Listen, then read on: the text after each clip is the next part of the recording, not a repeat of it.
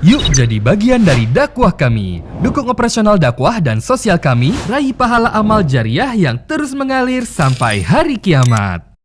Bismillah, Assalamualaikum warahmatullahi wabarakatuh.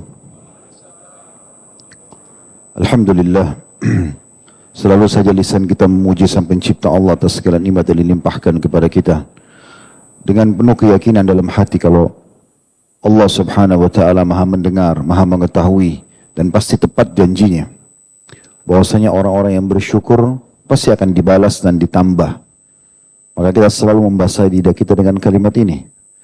Juga selanjutnya kita panjatkan salam hormat kita kepada utusan Allah Nabi besar Muhammad sallallahu alaihi wa alihi wa sahbihi wasallam sebagaimana Allah telah memerintahkan kepada kita. Kesempatan ini teman-teman sekalian, kita akan membahas salah satu dosa besar yang diangkat oleh Syekh Muhammad dalam kitab beliau, yaitu bab al-jahalah atau ketidaktahuan atau kebodohan terhadap ilmu agama. Banyak di antara kaum muslimin belum memahami masalah ini. Mereka berpikir bahwasanya menuntut ilmu agama ini hanya pilihan, bukan sebuah kewajiban. Sehingga majelis ilmu seperti ini hanya dipenuhi oleh orang-orang yang punya keinginan saja. Sementara masih banyak muslimin di luar sana yang lalai. Tidak tahu tentang apa yang Tuhannya perintahkan, apa yang Tuhannya larang. Apa tujuan dia hidup di muka bumi ini. Mana yang boleh dia nikmati, yang dia kerjakan, yang dia jadikan sebagai sumber kehidupannya, dan mana yang tidak boleh. Serta juga bagaimana dia setelah kematian, di alam mana dia akan hidup. Bagaimana supaya di sana bisa mendapatkan ketentraman dan kebahagiaan, bukan justru siksaan. Bagaimana nanti hari kebangkitan yang selalu seorang muslim baca di surah Al-Fatihah, Maliki Yaumiddin, ada raja, hari pembalasan dan kebangkitan pada saat itu. Bagaimana keadaan manusia di mahsyar, bagaimana mereka yang melanggar dan kufur kepada Allah disiksa, bagaimana orang-orang yang patuh diselamatkan dan masuk ke dalam surga. Lalu rincian surga panjang lebar tentang segala nikmat yang dijanjikan, dan Allah pasti benar dengan janjinya, serta ancaman di neraka dengan semua ancamannya. Banyak manusia lalai, menganggap tidak penting. Kalau mau belajar agama, ambil jurusan agama. Ya selesai, itu spesialisnya dia. Sementara yang tidak mau ya nggak usah. Ambil spesialis yang lain, tanpa mereka harus mempelajari lagi ilmu agama. Lalu mana kita teman-teman sekalian dari sabda Nabi SAW, talabul ilmi fariidatun ala kulli muslim. Menuntut ilmu agama itu wajib, fariidah bagi setiap muslim. Walaupun ada pendapat ulama yang mengatakan hal yang diwajibkan dalam agama, hukumnya juga wajib untuk dipelajari. Hal yang disunnahkan dalam agama, hukumnya juga sunnah. Jadi misalnya mempelajari tentang sholat 5 waktu, sholat Jumat, hal-hal yang wajib, maka hukumnya wajib juga untuk dituntut, dipelajari. Sementara hal yang sunnah, sholat sunnah, puasa sunnah, zikir, hukumnya juga sunnah. Tetapi secara umum, menuntut ilmu agama ini wajib.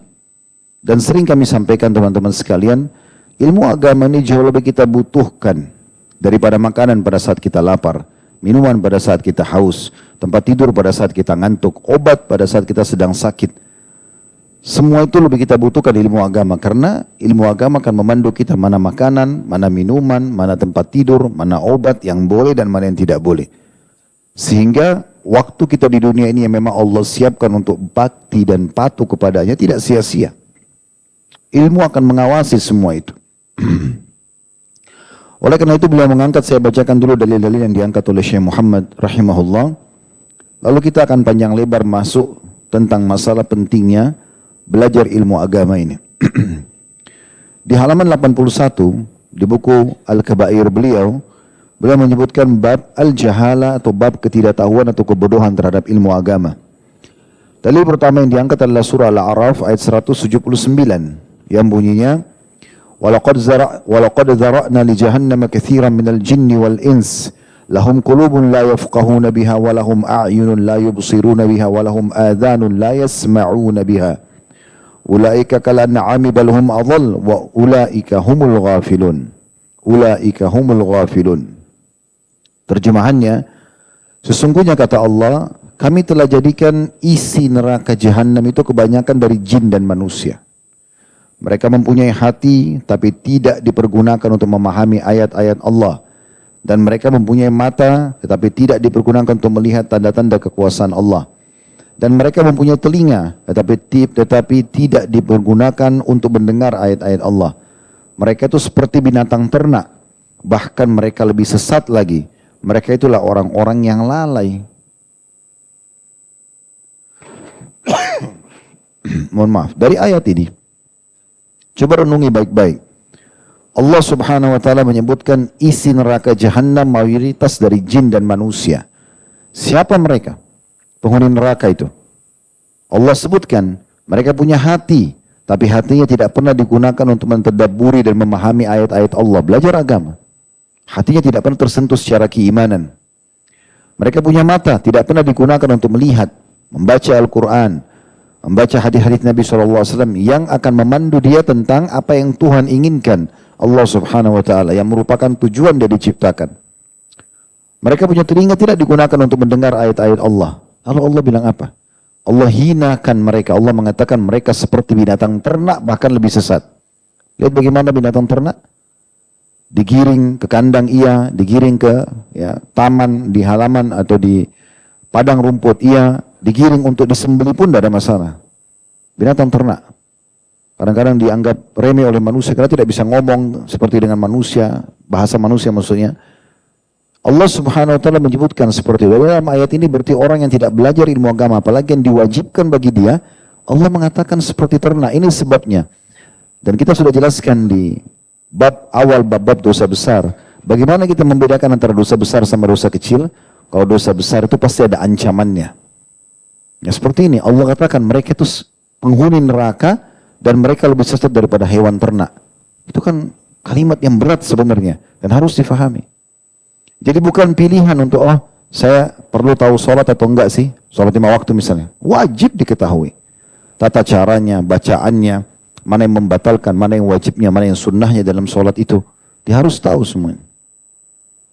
Begitu juga dengan puasa Ramadan, begitu juga dengan zakatnya. Semua hal-hal yang diwajibkan wajib dia tahu. Begitu juga hal-hal yang diharamkan yang merupakan dosa besar, dari riba, dari zina, membunuh, menipu dan seterusnya yang sudah kita pelajari, wajib dia tahu. Jadi antum hadir di seperti ini bukan pilihan, memang sudah kewajiban. Dan perbuatan wajib ini sudah didefinisikan oleh para ulama fikih. Dikerjakan dapat pahala, ditinggalkan dapat dosa. Dimanapun harus kita belajar ilmu agama, apalagi di masa kita sekarang sudah sangat mudah kita belajar. Lalu beliau mengangkat dalil yang kedua, hadis Nabi SAW dalam hadis riwayat Bukhari Muslim, dari hadis Ibnu Abbas juga Muawiyah radhiyallahu anhu majma'in, bahwa Rasulullah SAW bersabda, man yuridillahu bihi khairan yufaqqihu fid din. Barang siapa yang dikehendaki kebaikan oleh Allah untuknya, maka Allah akan menjadikan dia faham dalam agama. Jadi kalau antum ada keinginan untuk belajar agama seperti ini, mau dengarkan pengajian, mau hadir di majelis ilmu, mau beli buku dan baca, mau bertanya karena belum faham, berarti itu Allah inginkan kebaikan. Kalau tidak Allah tutup. Ada orang subhanallah kaya raya, otaknya cerdas, tapi nggak faham agama. Percuma saja. Di Jepang itu banyak sekali orang-orang yang pintar, cerdas, terkenal teknologinya, perangkat-perangkat teknologi sekarang dan apa saja. Kalau kita, produk Jepang, orang pasti menganggap itu kualitasnya bagus. Tapi banyak di antara mereka, mayoritasnya penyembah matahari. Di pinggir-pinggir jalan tuh saya diundang ke sana tuh banyak patung-patung. Saya tanya, ini untuk apa? Ini sembahan mereka. Setahun sekali didatangi, sampai berlumut, nanti dibersihkan lagi, baru didatangi lagi, baru disembah. Mereka tidak tahu Tuhannya. Jadi tidak ada gunanya, gitu kan. Kemudian beliau mengangkat juga, dan ini salah satu sebab daripada masuknya tidak menuntut ilmu agama, terutama yang diwajibkan ya. Itu adalah hukumnya juga wajib adalah hadis ini. Riwayat hadis Al-Bara' ibn Azib radhiyallahu anhu, beliau mengatakan, annal murtaba huwa alladhi yaqulu idza sa'alahu al-malakani ha la adri sami'tu an-nas yaquluna syai'an faqultuhu. Sungguhnya orang-orang yang murtab, yang penuh dengan keraguan-raguan dalam hidupnya dan akan merusak hidup dia sendiri adalah orang-orang yang jika ditanya nanti oleh 2 malaikat di kuburan, dia cuma mengatakan Ya, ini dalam kurung dikatakan kalimat yang dikatakan oleh orang bingung, di mana karena ketakutannya atau tidak fasih, dia tidak mampu untuk memakai lisannya. Aku tidak tahu, aku hanya mendengar orang berkata sesuatu, kemudian aku juga mengatakannya. Tentu hadis ini hadis panjang riwayat Abu Daud dan hadis sahih. Cuma isinya adalah di situ karena dia tidak bisa menjawab, maka para malaikat menghantam mereka ya, dengan atau menghantam si mayit ini dengan sebuah besi yang seluruh jin dan manusia kalau bersatu untuk memikulnya tidak mampu, membaliknya tidak mampu. Dipukul yang seluruh makhluknya Allah mendengarkan kecuali jin dan manusia. Yang kalau jin dan manusia mendengarkan teriakan si mayit yang sedang dicambuk itu, maka mereka akan meninggal seketika. Jadi saking kerasnya. Di sini Al-Bara ibn Azib radhiyallahu anhu sahabat Nabi, tentu beliau menukil dari Nabi SAW karena sahabat mengambil dari Nabi. Maka beliau mengatakan orang yang seperti ini orang yang tidak faham ilmu agama sehingga dia tidak tahu apa yang akan ditanya oleh malaikat di kuburan, karena ia menjadi penyebab siksaannya. Oleh karena itu dia harus belajar. Baik, untuk lebih dalam tentu ini yang diangkat dalilnya oleh penulis di situ ya. Kita akan coba lihat bagaimana pentingnya memahami pentingnya belajar ilmu agama selain kewajiban, dan dia punya kenikmatan sebenarnya. Kalau orang mengikhlaskan lihat hadir dalam majlis seperti ini, dan saya sudah katakan teman-teman jangan lihat siapa yang menyampaikan tapi apa yang disampaikan. Kalau Allah, kalau Rasul, Allah berfirman, Rasulullah SAW bersabda, diberikan penjelasan sesuai dengan yang difahami oleh sahabat, ya, turun-temurun kepada tabi'in, tabi'in, dan sampai ulama kita sekarang, maka itu benar terima. Gitu kan? Karena ada juga orang punya penyakit yang diganggu oleh syaitan. Dia hanya mau hadir kalau ustadz itu dia suka. Tidak melihat ilmunya. Enggak, keliru. Yang kita lihat ilmunya, bukan ustadznya. Kalau ilmu yang disampaikan benar, dengarkan. Ada orang kalau dengar khutbah Jumat, karena ini materinya tentang jujur, saya sudah pernah dengar, tidur. Ya kan? Atau nggak usah dengar, cari masjid lain aja. Enggak, bukan begitu. Ilmu itu makin sering diulangi, maka makin berkah. Perhatikan statement sahabat yang mulia Mu'adz bin Jabal radhiyallahu anhu. Beliau mengatakan, ta'allamul ilma fa inna ta'allumahu laka hasanah. Rutinkan kamu selalu menuntut ilmu agama itu. Karena dengan mempelajarinya, itu akan bernilai pahala untukmu. Wa talabahu ibadah. Menuntutnya, duduk serius, menulis, mendengarkan, menghafal, memahami, niat untuk mengamalkan, itu adalah ibadah kepada Allah. Wa mudzakaratuhu tasbih. Mengingat-ingat ilmu itu, mengulang-ulanginya. Jadi ini ada materi mengulang-ulangi ya, karena pasti di antara khutbah Jumat ada sering terulang materinya. Mungkin dalam pengajian sering kita terulang peringatannya, apakah dalil ayatnya, apakah hadisnya, apakah perkataan sahabat, apakah kisahnya. Tapi mudzakaratahu kata beliau, sering mengulanginya adalah tasbih, dihitung seperti orang bertasbih. Wal bahthu wal bahtha anhu jihad. Sementara menelusuri ilmu itu, mencari tahu dalilnya, mencari tahu sumbernya, ya, menambah-nambah informasi yang dibutuhkan, misalnya dari sebuah tema bahasan, mencari referensinya, intinya begitu, mencari potongan ceramahnya, semua itu muzakarah atau bahas namanya, mencari, maka itu adalah jihad. Ini kata Mu'adz bin Jabal. Wa ta'limahu man la ya'lamuhu sadaqah. Kemudian mengajarkan dan mencurahkan tenaga ya, untuk mempelajarinya bagi orang yang belum tahu adalah sedekah, ataupun mengajarkan kepada orang lain juga bisa menjadi sedekah. Wa badluhu li ahlihi qurbah, dan mencurahkan tenaga untuk bertemu dengan ahli ibadah itu, ahli ilmu itu, kita khususkan ya, untuk bertemu dengan orang-orangnya, untuk duduk sama mereka, itu adalah kurbah, pendekatan diri kepada Allah Subhanahu wa taala. Ali radhiyallahu anhu mengingatkan, al-ilmu khairun minal mal. Ilmu agama itu pastikan lebih baik daripada harta. Langsung Ali bandingkan dengan harta radhiyallahu anhu, karena harta orang banyak kejar. Semua orang sekarang persepsinya seperti di framing pikiran mereka, pokoknya sekolah, sampai selesai kuliah, kerja, dapat gaji. Udah. Seperti itu arahnya. Gitu kan? Mayoritasnya manusia diarahkan seperti itu. Sehingga pikirannya adalah kerja untuk dapat uang. Padahal bukan begitu Islam ajarkan. Rezeki sudah ditentukan. Ilmu yang harus dicari.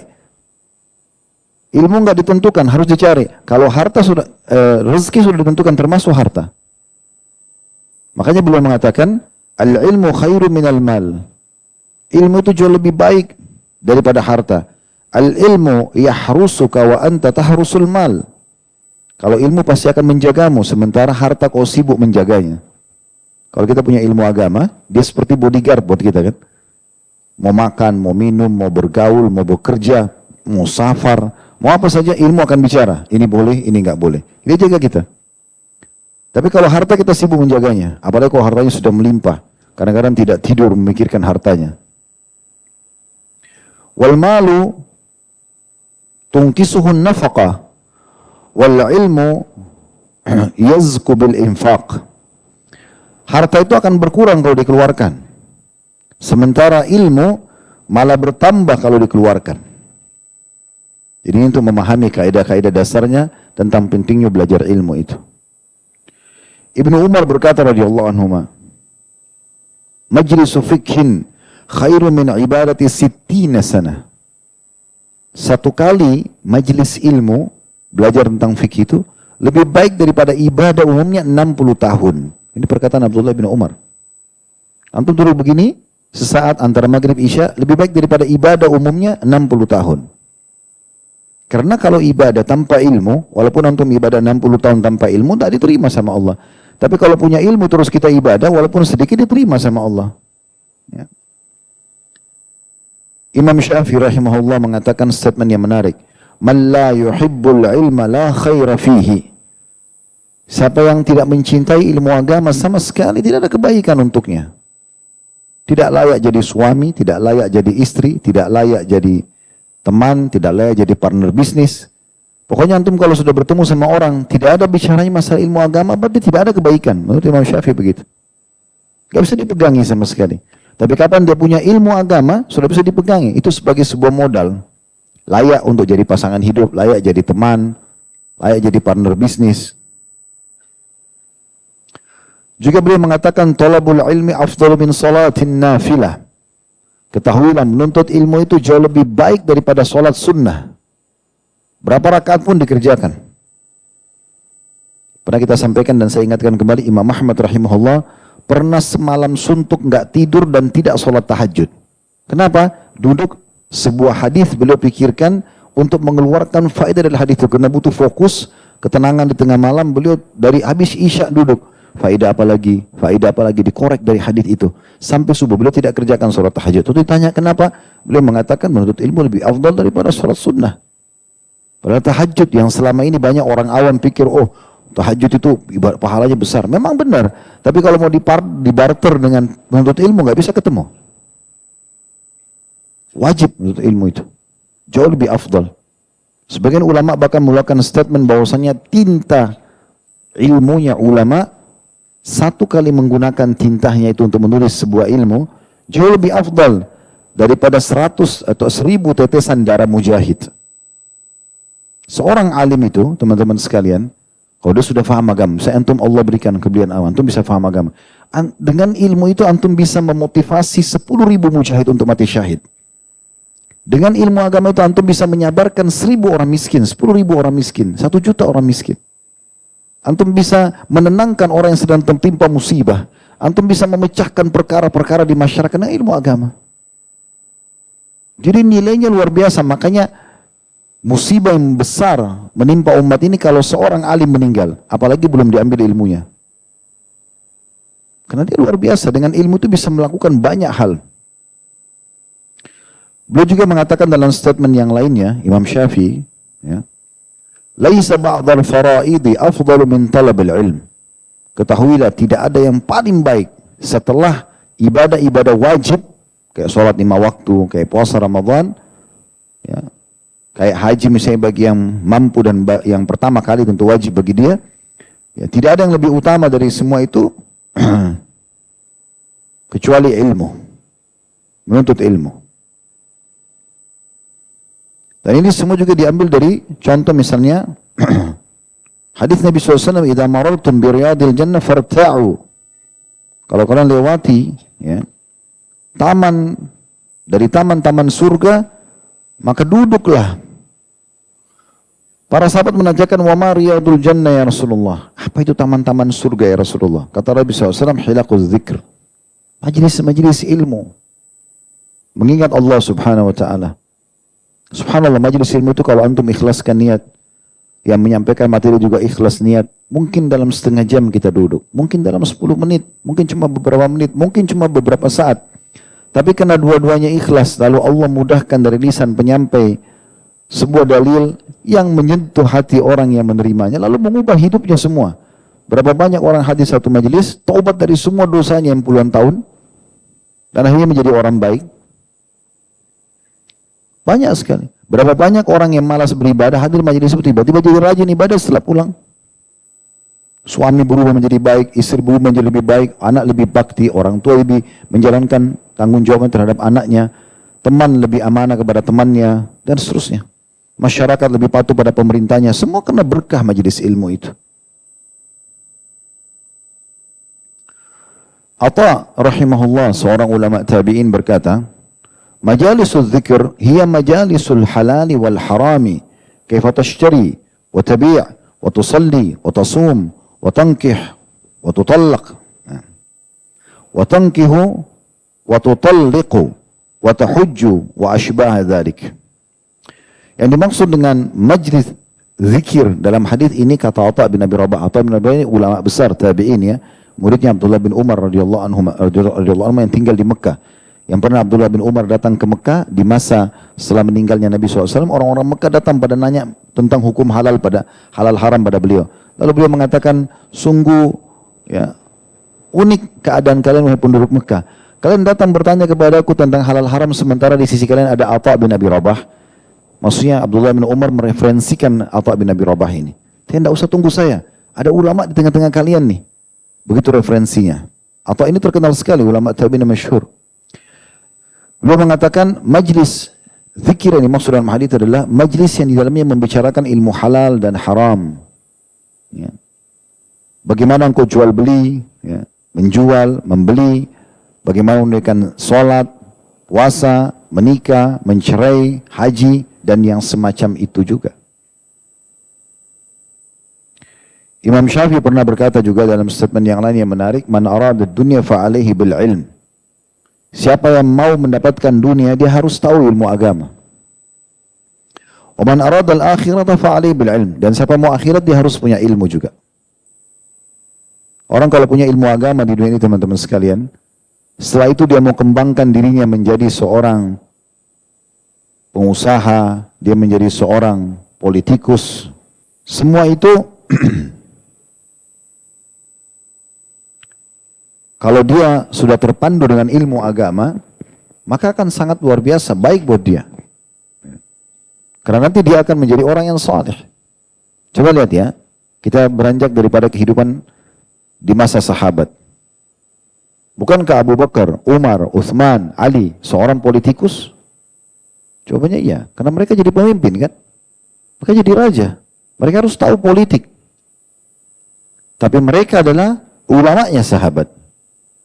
Mereka orang yang paling tahu halal haram. Itu statement yang disampaikan oleh Abu Bakar pada saat menyuruh Uthman bin Affan sebagai sekretaris yang menulis wasiat siapa yang menggantikan beliau. Sempat beliau mengatakan, tulislah hai Uthman, ditulis. Ini dari Amir Mu'minin Abu Bakar. Ingin mewasiatkan pengganti beliau setelah beliau wafat. Pada saat beliau menyebutkan nama pinsan Abu Bakar. Oleh Uthman bin Affan ditulis namanya Umar bin Khattab. Padahal Abu Bakar nggak bilang. Ditulis namanya Abu Bakar, Umar. Lalu Utsman bangun, Abu Bakar sadar dari pingsannya, lalu dia mengatakan, sampai di mana tadi? Dia bilang, sampai Anda akan mewasiatkan kepada, lalu saya tambahkan namanya Umar, wahai Amir Mu'minin. Kata Abu Bakar, benar yang kau lakukan. Lalu tambahkan perkataannya. Lalu Abu Bakar suruh tambah, karena Umar yang paling faham tentang halal haram di antara kalian. Itu patokannya. Sehingga Tidak perlu lagi khawatir pada saat dia jadi pemimpin, ini faham gak ini riba haram atau tidak? Zina halal atau tidak? Udah gak ada lagi pelanggaran. Yang sebenarnya pelanggaran-pelanggaran agama ini yang menyebabkan banyaknya musibah yang datang, kan begitu. Nah seperti itu. Seorang pengusaha, pada saat dia dibekali dengan ilmu agama, nanti dia jadi pedagang setelah itu, maka gak ada masalah. Imam Abu Hanifah rahimahullah, ulama masyhur dari empat madhab, adalah pedagang sutra terkenal dan orang paling sukses bisnisnya, gitu kan? Sebelum beliau di antara sahabat banyak sekali. Ya.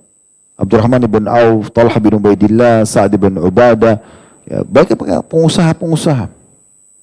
Itu juga di kalangan ya, datang setelahnya para tabi'in, Abdullah bin Mubarak, ya, Atha al-Khurasani, Tawus, semua ini adalah ulama-ulama yang terkenal. Mereka pengusaha, mereka kaya raya, gitu kan?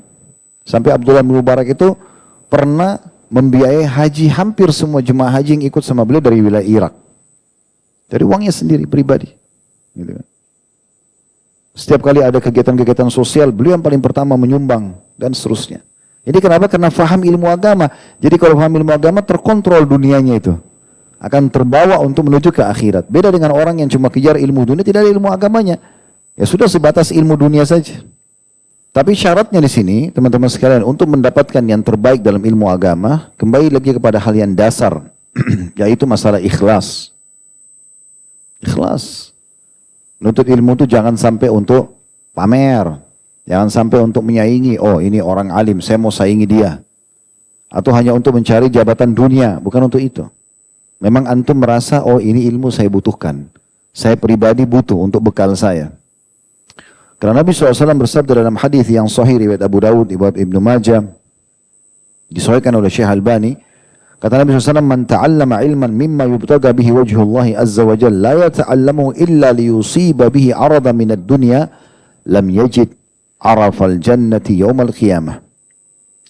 Barang siapa yang mempelajari ilmu yang seharusnya ia niatkan untuk mengharapkan wajah Allah azza wa jalla, namun ia malah niatkan untuk menggapai dunia, maka di hari kiamat ia tidak akan mencium bau surga. Ya. Jadi ini harus difahami. Dalam menuntut ilmu ini penting untuk kita punya semangat, teman-teman sekalian. Semangatkan diri kita. Karena jiwa ini kalau tidak dibiasakan, diberikan semangat, dipaksakan kalau bahasa saya biasanya, maka dia akan malas-malasan karena syaitan tidak mau kita melakukan itu. Makin banyak ilmu agama kita fahami, maka makin banyak pintu-pintu syaitan yang tertutup. Tertutup, nggak bisa buat apa-apa dia. Syaitan itu kata sebagian ulama sangat sulit masuk kepada seorang alim. Sulit. Dia mau buka pintu zina, tertutup. Pintu riba, tertutup. Menipu, tertutup. Semua pelanggaran agama tertutup karena dia tahu itu haram. Kalaupun ada satu yang lolos dia melanggar, maka dia juga sudah tahu, oh ini haram, mudah untuk dia taubat. Dengan ilmunya. Oh ini sudah haram, tidak boleh, dia berhenti. Beda dengan orang yang tidak punya ilmu. Belum lagi, orang kalau belajar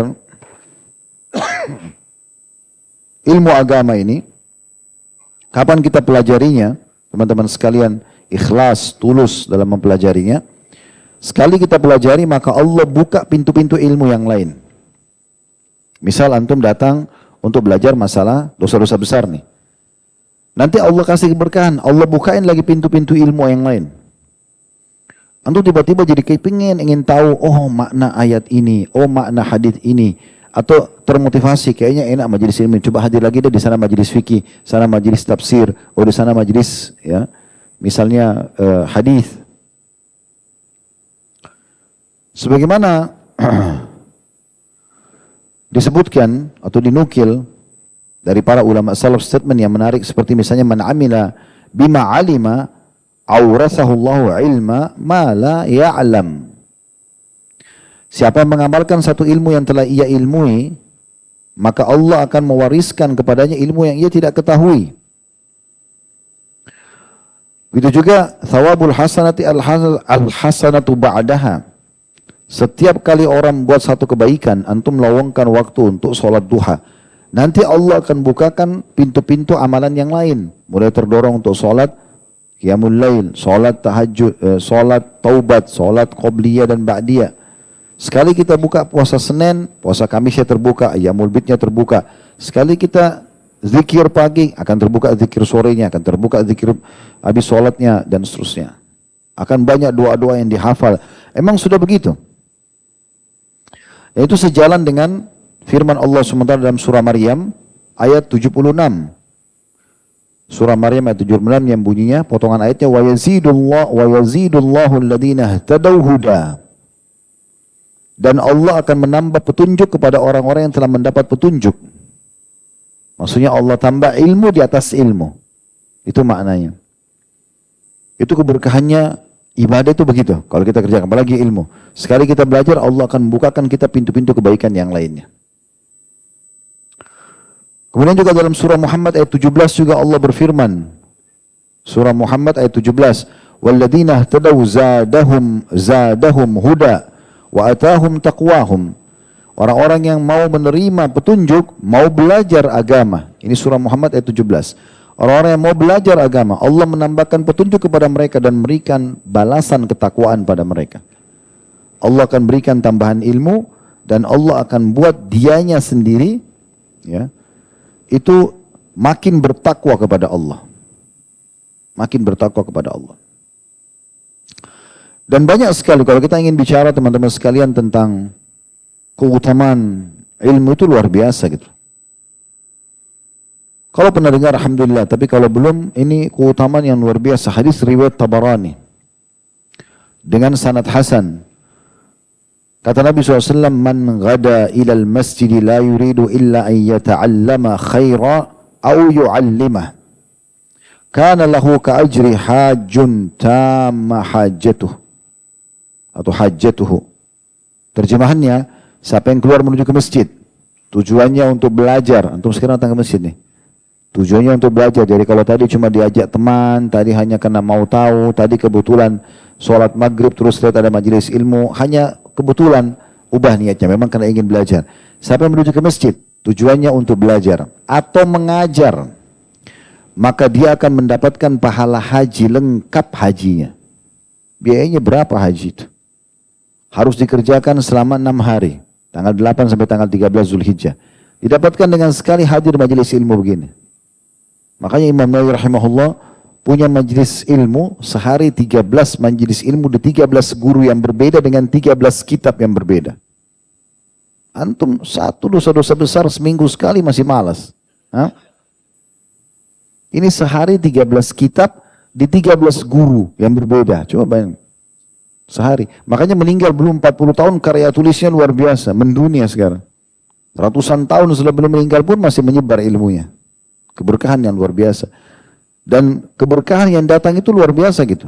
Allah SWT berikan luar biasa. Ibnu Qayyim rahimahullah menulis kitab Zadul Ma'ad namanya, 5 jilid dalam bahasa Arab. Itu cuma perjalanan pergi haji. Pergi haji nulis. Pulang haji selesai kitabnya 5 jilid. Antum pergi pulang haji belum tentu baca 2 lembar buku. Keberkahan yang Allah kasih luar biasa. Itu karena ilmu. Karena sibuk dengan ilmu, Allah kasih ilmu yang lain. Allah kasih keberkahan lain. Dan memang subhanallah ini seperti sebuah sistem. Kita kalau sudah terbiasa membiasakan diri sholat malam, Allah berkahi di sholat malam itu. Allah kasih kita lagi program-program yang tidak terfikir sebelumnya. Mungkin kita sekarang cuma sholat 2 rakaat tahajud. Cuma baca seperti antum biasa, inna atayna wal asr gitu. Yang penting sholat. Kenapa ketawa? Sudah tahu dirinya begitu. Baik, setelah antum sholat itu, antum rutinkan tuh 2 hari, 3 hari. Nanti Allah kasih ide. Kita kayak muncul ide. Kayaknya tambah 4 rakaat. Kayaknya tambah 6 rakaat. Nanti begitu tuh. Jadi datang petunjuk di atas petunjuk. Sampai kita sempurnakan nanti 11 rakaat. Berjalan tuh dengan surah-surah pendek. Berjalan 1 tahun, antum jadi berpikir. Muncul ide, tidak terpikir sebelumnya. Oh kayaknya saya mulai baca aja deh. Dari Al-Baqarah, mulai baca Al-Baqarah supaya mengkhatam Quran. Begitu keberkahan yang datang. Begitu juga sholat duha, begitu juga dengan sedekah. Kita sedekah sekarang cuma 2.000 rupiah, 5.000 rupiah. Lama-lama muncul, karena kita rutinkan, Allah berkahi, Allah tanya petunjuk lagi. Kita mulai bersedekah lebih besar. Mulai ada program-program yang datang kepada kita. Banyak keberkahan yang datang. Jadi petunjuk di atas petunjuk yang Allah berikan. Itu juga yang kita bisa rasakan seperti sekarang misalnya di majelis kita bisa rasakan hadis ini, hadis yang masyhur. Yang kata Nabi SAW, "Wa majtama'a qaum fi baitin min buyutillahi yatluna kitaballah wa yatadarasunahu bainahum illa nazalat alaihimus sakinah wa ghasyiyatuhumur rahmah wa haffathumul malaika wa dzakarahumullah fi man 'indahu." Ya. Sehingga saya diriwayatkan oleh ahli sunan. Kata Nabi SAW, tidak ada kaum yang berkumpul. Kaum itu 3 orang ke atas kita. Masya Allah sudah sekian banyak orang. Berkumpul di rumah Allah. Mereka mempelajari kitab Allah. Isinya ayat-ayat Al-Quran. Terus mempelajarinya. Ya, membedah isinya. Kecuali akan turun ketenangan pada mereka. Ketenangan ini ada nih. Cuma nanti mungkin tidak terlalu pikirkan. Majelis seperti ini tenang. Orang hening. Orang dengarin. Orang resapin. Masuk dalam hatinya. Terus tentu, oh iya ya. Terus mau diamalkan. Itu ketenangan namanya. Allah kasih ketenangan. Wa ghasyiyatuhumur rahmah, dan Allah turunkan rahmatnya kepada mereka. Rahmat berarti karunia. Di antaranya rahmat adalah Allah catatkan bagi mereka pahala yang akan mereka panen pada hari kiamat. Wa haffathumul malaika, dipenuhi oleh para malaikat. Sampai dalam sebuah hadis yang lain, sesungguhnya Allah punya malaikat-malaikat khusus untuk mencari majelis-majelis ilmu. Kalau mereka temukan, lalu mereka saling panggil satu sama yang datang situ saling panggil sampai mereka memenuhi dari majelis itu ke langit. Penuhi majelis ilmu itu. Dan juga Allah akan menyebut-nyebut mereka di sisinya. Allah sebut-sebut nama kita di sisinya. Kemudian dalam hadis yang lain, riwayat Ibnu Majah, riwayat Ahmad dengan sanad sahih. Kata Nabi SAW, "Man ja'a masjidi hadha, la ya'tihi illa li khairin yata'allamuhu, aw yu'allimahu, fahuwa bimanzilatil mujahid fi sabilillah. Wa man ja'a li ghairi dzalika fahuwa bimanzilatir rajuli yanzuru ila mata' ghairihi." Siapa yang datang ke masjidku ini, maksudnya masjid Nabi SAW pada masa itu ya, tujuannya untuk kebaikan, dia belajar, tahu hukum halal haramnya Allah, atau dia mengajar kepada orang lain. Ini berlaku pada semua masjid tentunya. Maka dia kedudukannya sama dengan orang berjihad di jalan Allah. Dan siapa yang datang bukan dengan tujuan itu, maka sama saja dengan orang yang hanya menyaksikan barang dagangan orang lain. Tidak ada manfaatnya buat dia. Ada orang dagang laris, dia cuma lihat saja, nggak ada manfaatnya buat dia.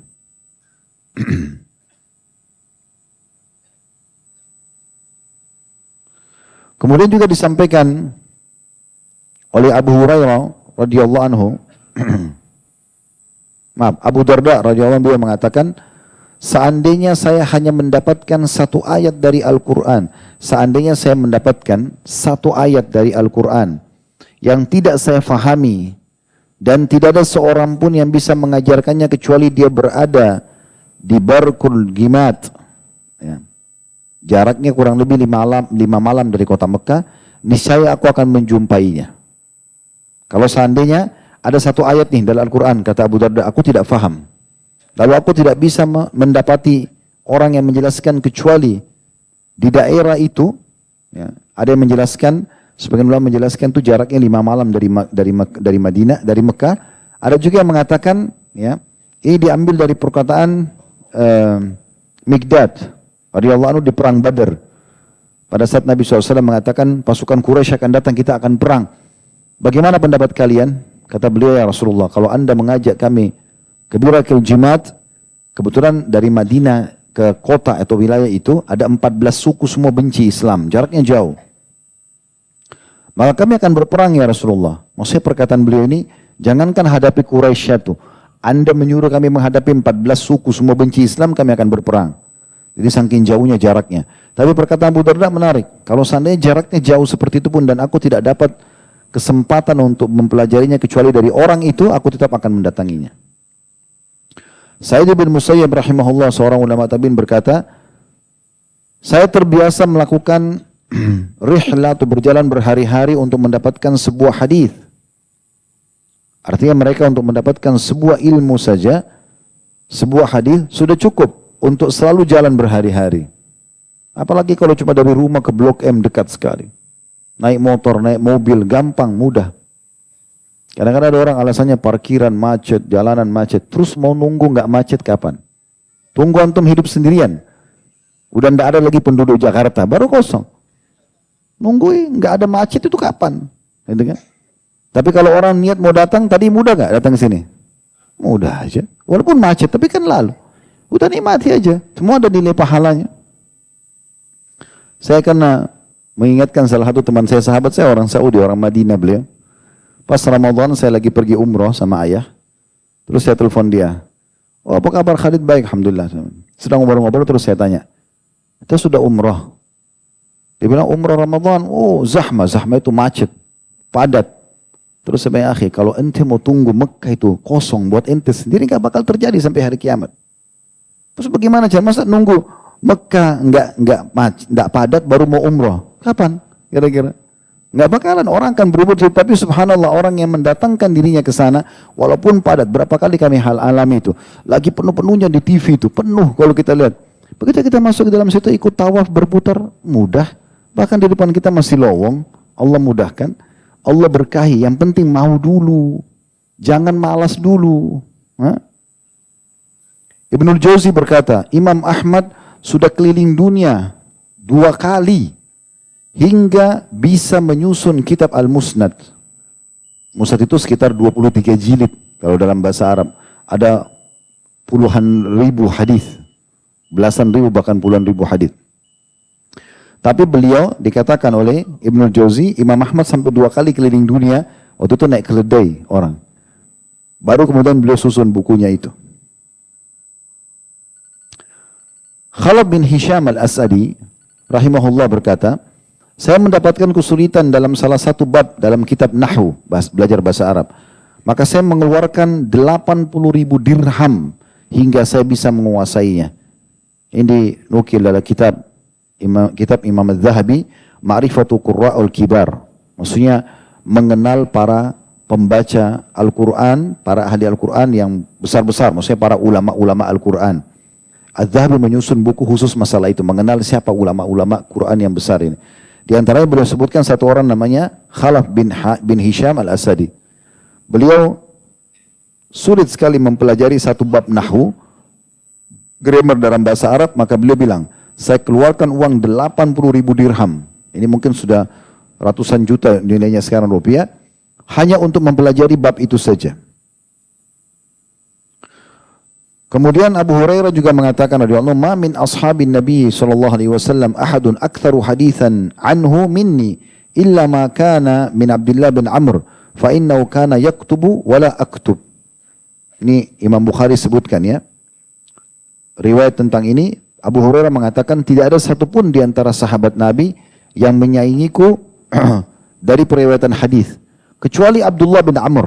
Beliau mengatakan, karena Abdullah bin Amr rajin menulis, sementara saya tidak menulis. Jadi persaingan di antara mereka itu bagaimana memperbanyak ilmunya, bagaimana menguasainya. Asy-Syu'bi berkata, "Idza sami'tu syai'an fa'aktubuhu walau fil ha'id." Di antara hal yang penting juga dalam ilmu, kalau antum sudah bisa tangkap, alhamdulillah. Tapi kalau bisa dilengkapkan dengan tulisan, bagus.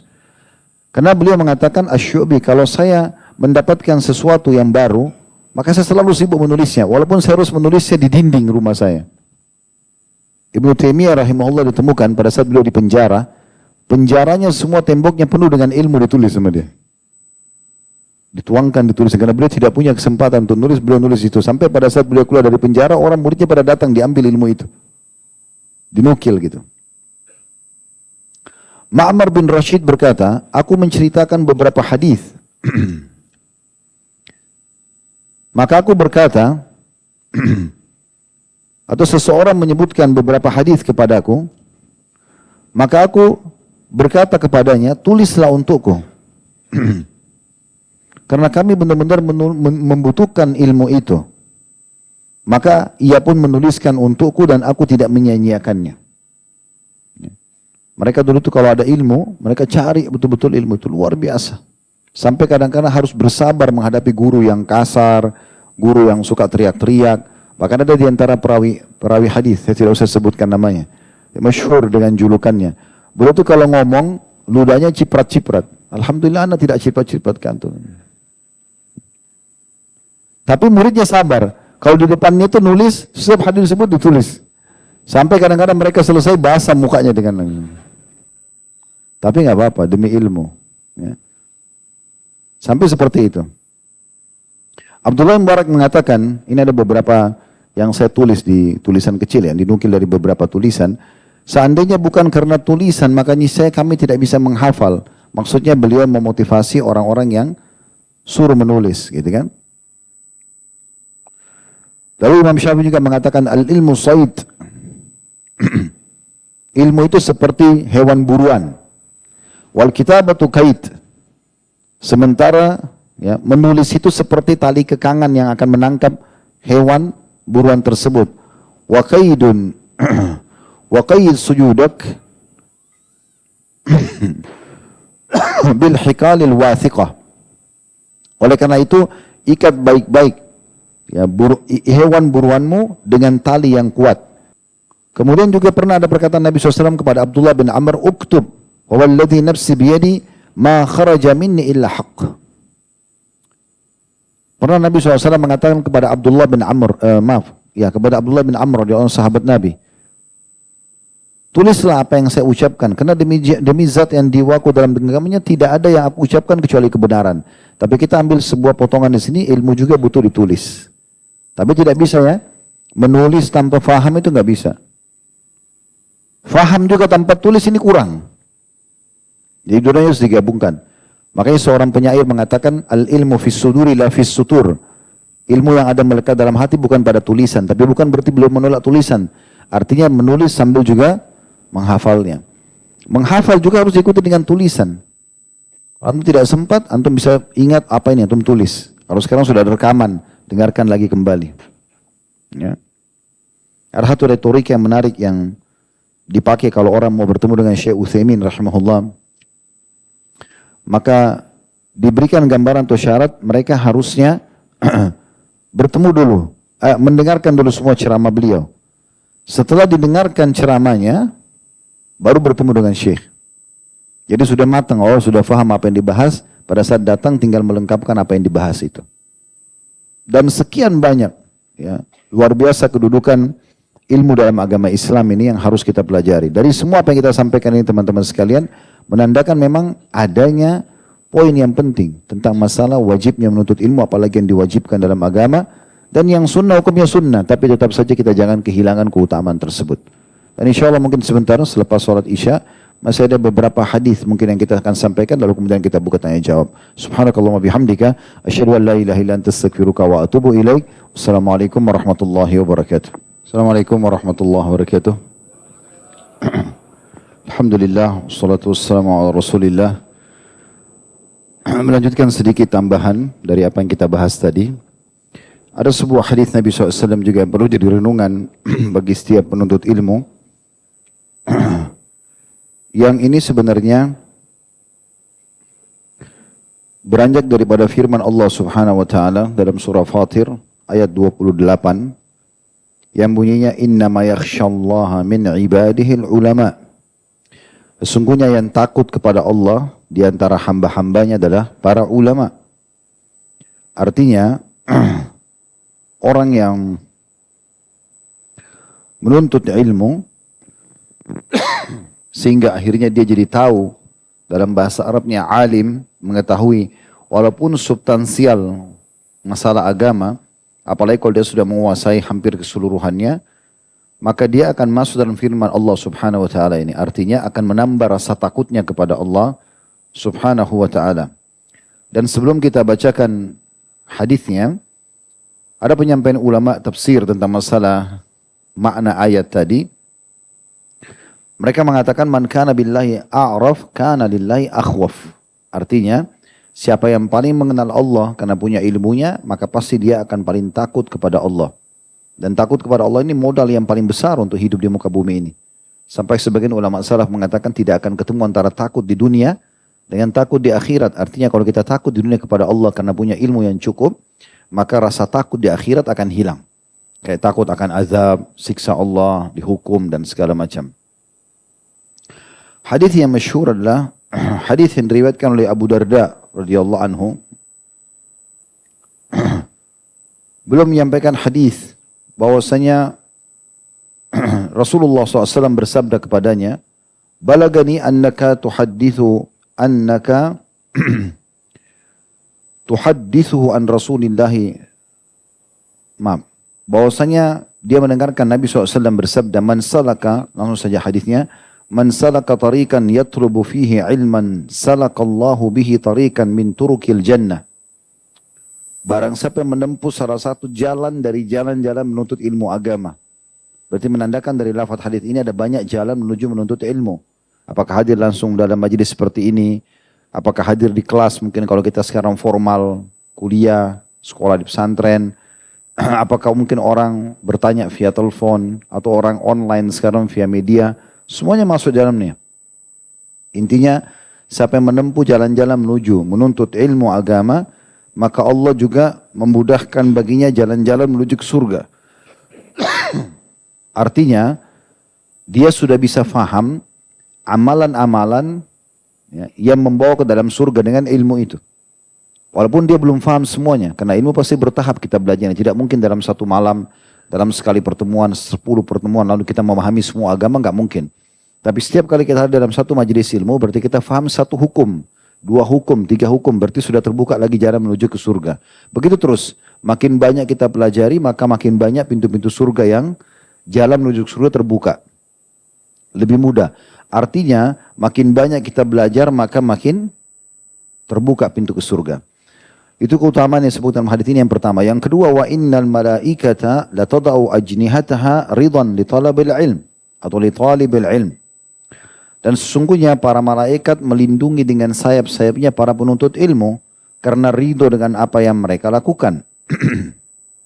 Artinya makhluk Allah Subhanahu wa taala yang mulia yang kerjanya hanya berzikir, mengingat Allah Subhanahu wa taala, dan mereka disebutkan dalam Al-Qur'an sifatnya la ya'sunallaha ma amarum wa yaf'aluna ma yu'marun. Mereka tidak pernah bermaksiat kepada Allah. Mereka selalu mengerjakan apa yang Allah titahkan. Makhluk yang sangat mulia para malaikat. Sampai Allah ciptakan mereka dari cahaya. Itu semuanya siap untuk melindungi para malaikat dengan para penuntut ilmu dengan sayap-sayapnya.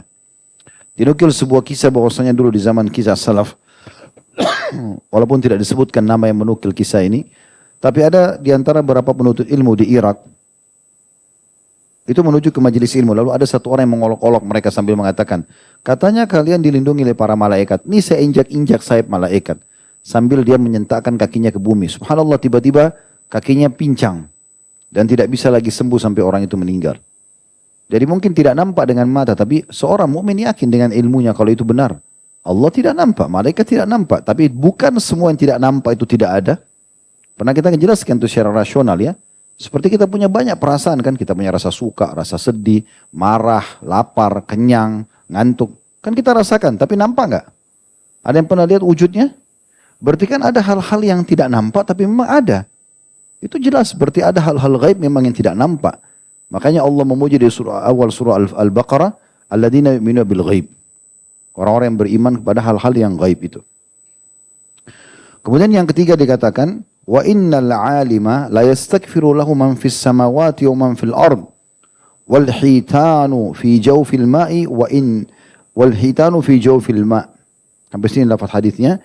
Ini keutamaan yang ketiga, dan sesungguhnya seorang yang alim bisa bermakna menguasai bidang-bidang tertentu dalam agama atau menguasai seluruhnya.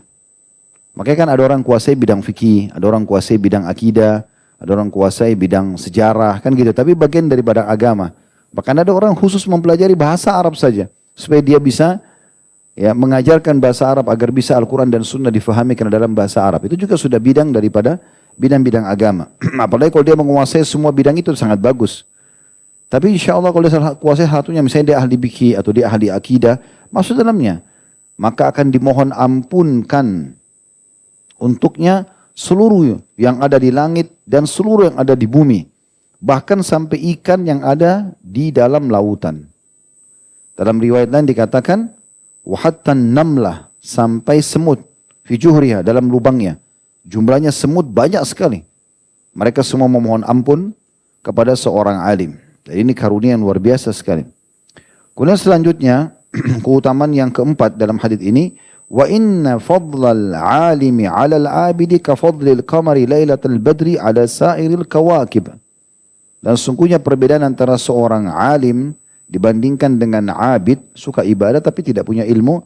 Orang alim punya ilmu dan dia beribadah. Perbedaannya adalah seperti bulan purnama dibandingkan bintang-bintang yang lain. Jadi dia sangat terang. Kemudian penutupan hadis kata Nabi SAW, wa innal ulama warathatul anbiya. Para ulama itu pewarisnya para nabi. Wa innal anbiya lam yuwarithu dinaran wala dirhama. Dan ketahuilah para nabi-nabi tidak akan pernah mewariskan dinar dan dirham. Umumnya ilmu-ilmu dunia, targetnya dirham dan dinar. Orang jadi profesinya A atau B atau C, apapun profesinya, ujung-ujungnya cari duit dan kerja. Orang kalau belajar agama, tidak ada urusannya sama itu sebenarnya. Pasti tujuannya mereka cari akhirat. Ya. Maka ini tentu kecuali orang yang tidak ikhlas ya. Kemudian dikatakan, faman akhadha wa akhadha bihadzin wafir. Siapa yang mengambil ilmu agama itu, maka dia telah mengambil bagian yang sangat banyak dalam hidupnya. Itu keberuntungan buat dia. Ibnu Qayyim mengatakan sebuah statement dan kita tutup dengan ini. Ini statement yang menarik sekali. Supaya menjadi motivator kita untuk selalu menuntut ilmu. Hadir. Sampai nafas terakhir. Tuntut ilmu terus. Tidak ada batasan dalam menuntut ilmu. Selama telinga masih bisa mendengar, mata masih bisa melihat, ataupun salah satunya.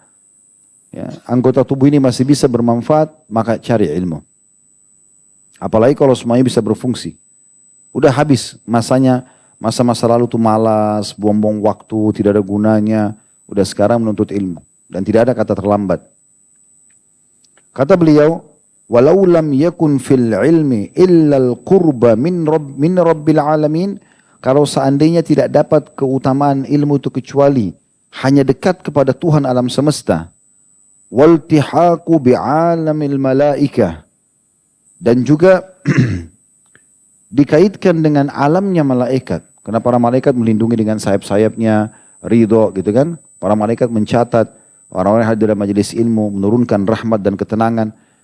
Kalau bukan karena menuntut ilmu itu mendapatkan kedekatan diri kepada Allah Subhanahu wa taala, juga dikaitkan dengan alam malaikat, was-suhbatul mala'ul a'la, dan juga berteman dengan para penduduk langit.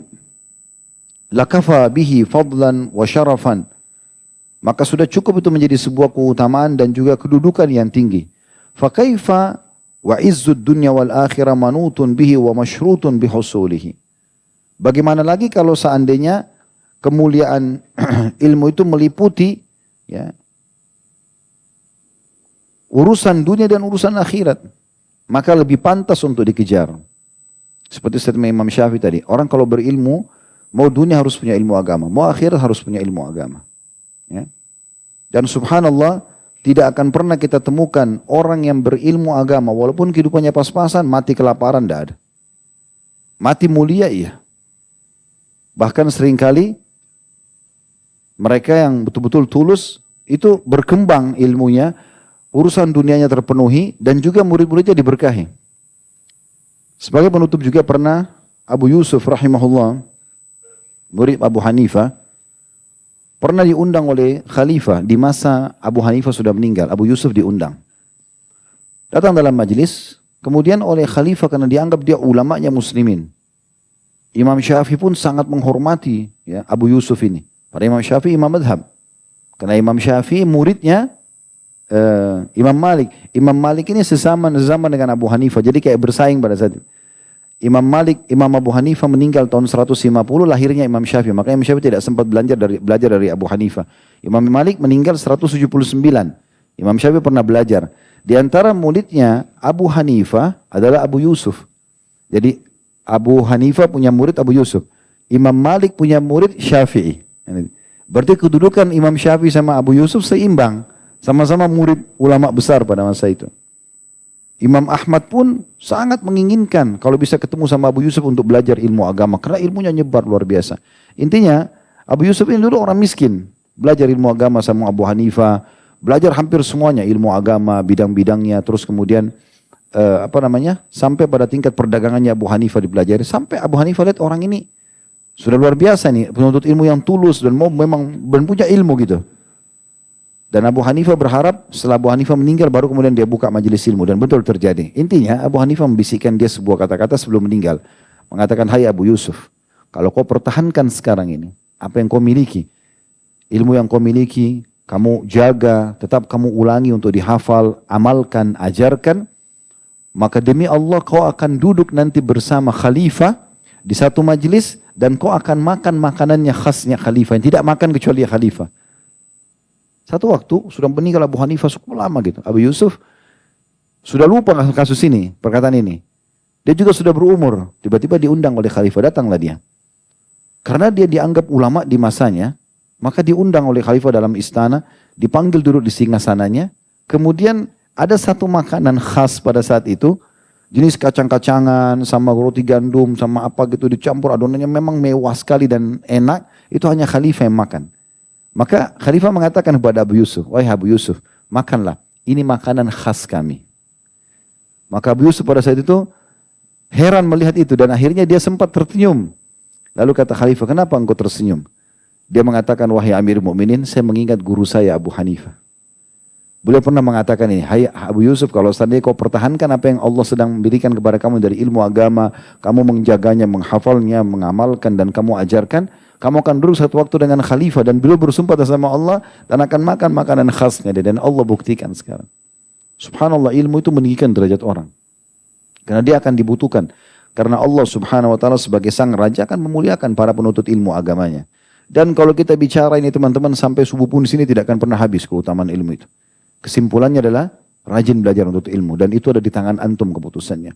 Belajar ilmu adalah sebuah kewajiban dalam agama dan punya kedudukan tinggi di sisi Allah subhanahu wa ta'ala. Bukan cuma dunia, akhirat juga sama. Bayangkan kalau seluruh penduduk langit dan bumi sampai ikan-ikan semuanya di lautan dan juga ya semut di lubangnya memohon ampun buat kita hanya karena kita alim. Dan alim tadi sudah saya bahasakan, bisa alim di sebagian bidang agama, dia fikih misalnya atau akidah, atau dia kuasai semuanya. Dan tentu kita harus bertahap untuk bisa menguasai banyak hal. Maka itu sudah masuk insya Allah dalam keutamaan ini. Allahu a'lam. Baik, sampai ketemu insya Allah Rabu akan datang. Subhanakallahumma bihamdika. Asyhadu an la ilaha illa anta astaghfiruka wa atubu ilaik. Wassalamualaikum warahmatullahi wabarakatuh.